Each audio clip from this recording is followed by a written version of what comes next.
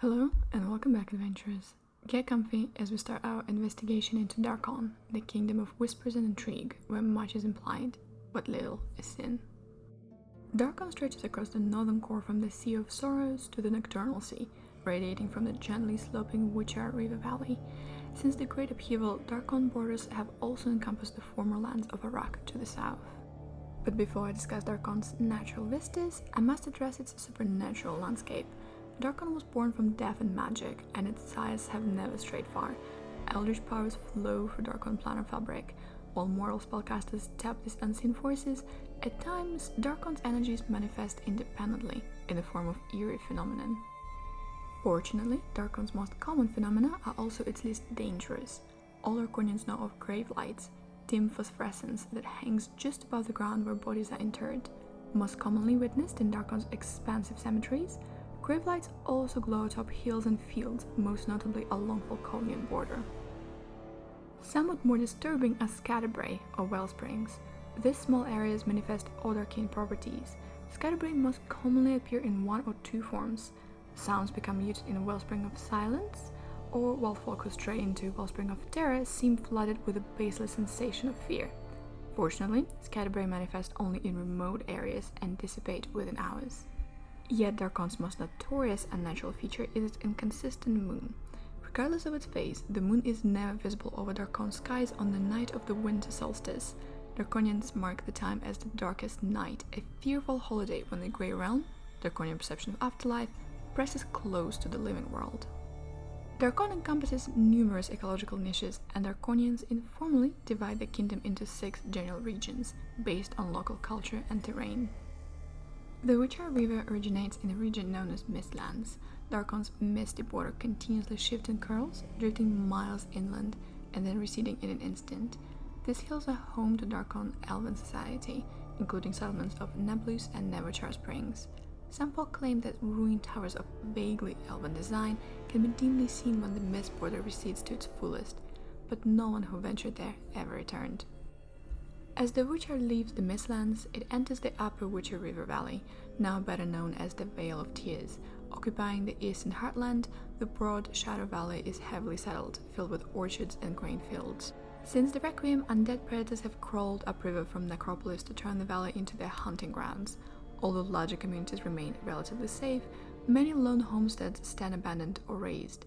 Most of the rural population has retreated behind wooden palisades, turning their villages into overcrowded, paranoid, fortified encampments. South of the Vale of Tears, Darkon quickly climbs into the treacherous Mountains of Misery. Forming the northern end of Balanok Mountain, the region's horizon is defined by tortured rock formations and the towering volcanic cones of Mount Nirka and Mount Need. This region stays almost entirely uninhabited except for the dwarven settlements to the north. South of Mount Nirka, one enters the former lands of Iraq. In 588 Braven calendar, a sandstorm of legendary ferocity eradicated all surface life here. Today, the region is still a blasted, rocky wasteland filled with bandits and kobolds. Within the past decade, however, a handful of daring settlements from the Temple Falls has moved into the region to reopen the ancient mines of Iraq. The region's most notorious resident is unquestionably the Dragon Ebb. She once served as Aslan's personal mount, but she relocated to Mount Need in the wake of the Requiem. Like the dragons of lore, she's a hateful and reclusive creature. Many mining camps leave tribute of gems, gold, and oxen to keep her appeased. As the Witcher passes out of the Vale of Tears, it flows into a broad, low-lying basin called Boglands, a southern marsh formed among countless lakes. The wave of negative energies that expanded out of the slain city in the Requiem struck the Boglands almost full force. Everything in the Boglands have withered and died, leaving only black trunks of dead trees, skeletons of animals, and undrinkable, salty water. Conversely, the positive energy around Stagnus Lake seems to have redoubled, and the western Boglands now crawl with unnatural life. Misshapen animals have appeared, mixing traits with other species, and the folk of the nearby village have collected an increasing amount of mandragora, stunted plants that grow into the animal-like or humanoid shapes. Once past the Boglands, the Witcher passes through the slain city before gradually curving south into the neighboring Volkovnia. This general curve encompasses the expansive, lush woodlands known as the Forest of Shadows. The interior of the Forest of Shadows holds only a handful of remote cabins and logging villages. Near the Volconian border, Aslan Rex has also established a number of knightly estates granted to the champions of the state. Of course, when Darkon invades, these manors serve as Darkon's first line of defense, and Castle Avernus, the monolithic seat of Aslan Rex's power, sits in the forest as well. Among all the folklore surrounding this place, the bandit leader Galf Cloggin seems to be the more tangible threat. Depicted on wanted posters as a thin, scabrous halfling, Cloggin and his gang have engaged into highway robbery through the region for a decade, but gained their current notoriety for a raid made on the abandoned Avernus shortly before Aslan's return. The bandits suffered heavy casualties, but supposedly escaped with numerous arcane treasures in their possession. Lastly, we come to the Jagged Coast, a windswept region to the northwest. It takes its name from a geological menace that actually stretches inland for dozens of miles. The continual pounding of waves and tides have slowly honeycombed the porous bedrock with fissures and floated caverns they establish in the region. Splinters of stone often break away from the seaside cliffs, and further inland, sinkholes may suddenly yawn open, swallowing helpless folk or collapsing buildings. Recognizing the need for the new trade routes to bypass the choke point of Necropolis, Aslan Rex has decreed the construction of new roads. The Transumbra Road will cut through the southern Forest of Shadows, connecting Maywing to a waypoint on the King's Highway called Kriana. It was once a thriving village, but was abandoned in 580 Barovian calendar, following the senseless rampage of a scythe-wielding demon called the Whistling Fiend, sewed up for the tuneless music it made as it gleefully roamed the streets, killing all in its path. The creature vanished as inexplicably as it appeared, and for the next 17 decades, Kriana remained a ghost town.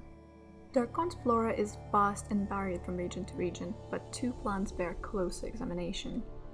Algae that infests Stagnos Lake is so powerfully imbued with a positive energy that scholars dubbed it Spuma Vitae. Consuming it temporarily enhances the creature's metabolism, significantly hastening the healing process and slowing down visible signs of aging. Still, the algae is not entirely beneficial. Should the creature's natural defenses be significantly weakened, the algae can overpower its metabolism to disastrous results.